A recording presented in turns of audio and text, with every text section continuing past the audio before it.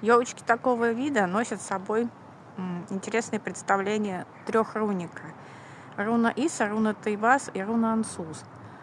Эта конгломерация такая интересная, что здесь четкая, уверенная опора под ногами, внутренняя самоподдержка, самопомощь и все из этой серии, но из состояния изнутри снаружи, они создают просто эпохальное внутреннее движение к внешнему достижению всех своих целей, мечт, желаний. И еще это приносит попутно какие-то дополнительные бонусы, подарки от Вселенной и просто какие-то приятности. Вон те самые шишечки явно об этом говорят.